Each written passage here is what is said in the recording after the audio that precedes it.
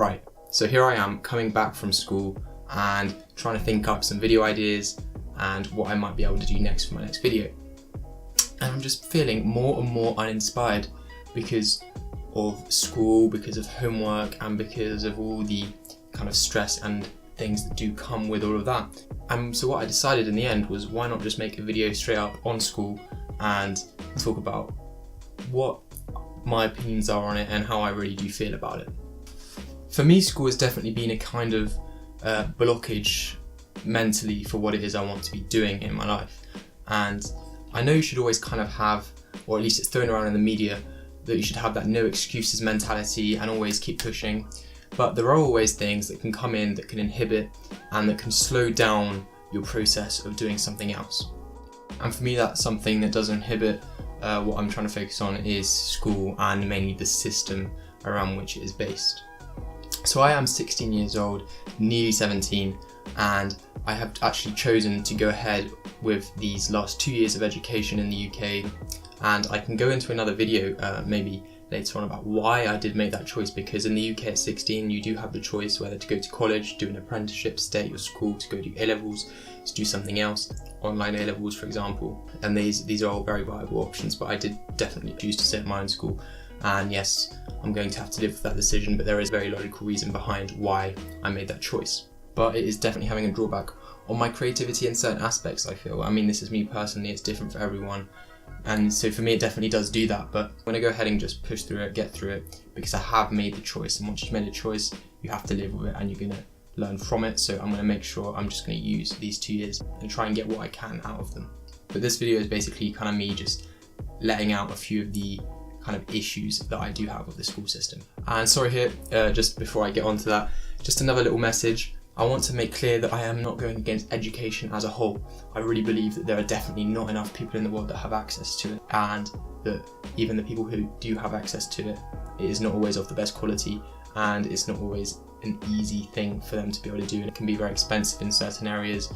And so I do really feel like that is a problem, and I agree with education as a whole, and I feel like it's amazing, and but education is not just in the form of what we think of as school nowadays. It's through many different things, such as YouTube, such as the internet in general, and many other forms. But for me in this video, it's more about the education system that I know, which is the UK one, and I believe it is kind of a similar system throughout Western society, although in certain countries it is a lot better, and I may focus in on that in another video. So my first little point here is actually the fact that schools are very restrictive for what I would call the creative mind, and just in general as humans.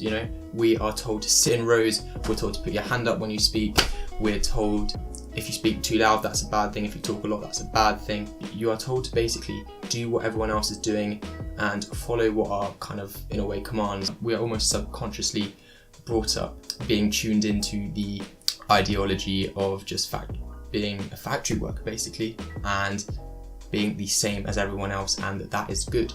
When in fact, realistically, you want to step a toe out of line. You should break the so-called rules. I don't mean it in a really bad way, because there are things that you should definitely not do and are unsafe. But when it comes to just basic things like this, you do want to kind of express yourself more. You should be more creative, you should be more expressive in general. And schools, I feel, do definitely not.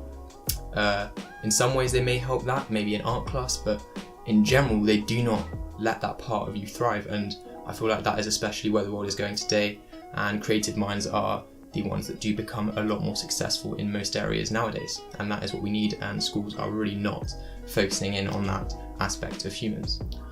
My next point is basically, a lot of people are just going to laugh at this and take the mick, but basically I feel like what we are being taught half the time is completely and utterly useless, and at least to the majority of people. That's definitely a disclaimer, at least to the majority of people, but even sometimes it's just completely useless, right? And I'm going to go ahead and give you an example of this which just popped up a few days ago in one of my classes. So here I am in maths class, and we're going through some equation about something. I don't really know what it was anymore because I've already forgotten the main part of it. That's another point I'm going to go on to later. But basically what it was is this kind of equation formula thing where we were having to work out the answer using a specific formula, and then this one, and then you had to kind of do what was called factorizing and all, and it was so complicated, and it took forever just to get one answer. And I was like, okay, well, I wonder why we're doing this. I wonder why we aren't using these calculators that we had to spend £100 on for school. And so I put my hand up and I said, is this possible to do on a calculator? Because it's so really complicated to work out, and we've got access to these, so why would we not use them? Is there just a button we can press? And she's like, yes, there is, definitely. And I'm like, okay. And then I ask her, did the people, do these engineers doing all of these things with roller coasters, let's say, have to do it by hand? And she told me no, they would definitely do it using a computer or using a calculator. And I'm like, okay, well, this seems a bit off. And then I say, well, then why are we doing it by hand? And she tells me to pass the exam. That's it, to pass the exam. No other reason than to pass the exam. Once you're through the exam, once you're through uni, it's pointless for the majority of people.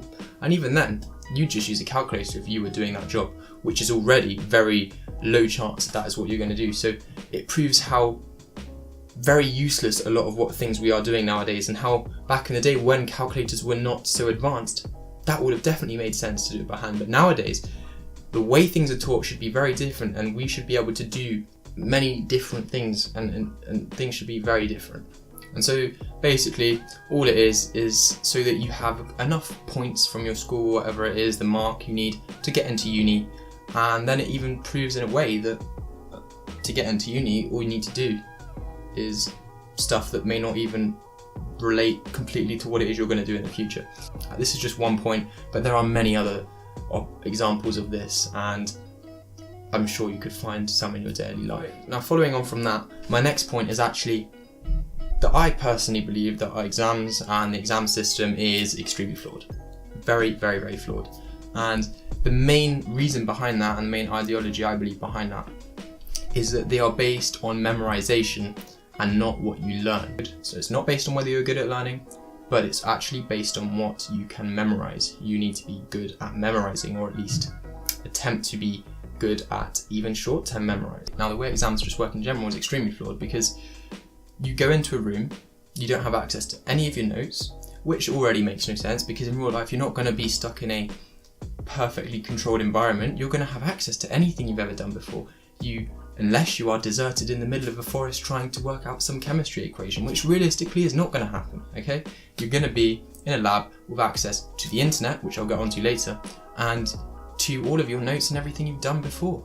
So you would definitely not need to memorize things already in that aspect. So the system is already flawed.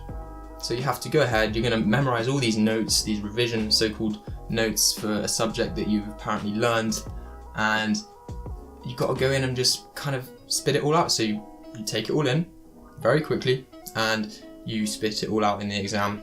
And that's it. You've basically forgotten it. It's very flawed system, and pretty stupid in my opinion. Now, there are those rare people who do actually learn most of the things and have learned it over time, and then don't have to necessarily what is called revise and then going to the exam. Because if you had really learned everything as you were going to school, there would be no need to revise. You could have a surprise test and you would be able to show that you have learned everything.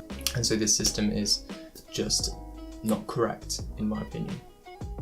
Now, the next thing I want to say here is actually that I believe personally, going on from that you should have access to the internet in your exams.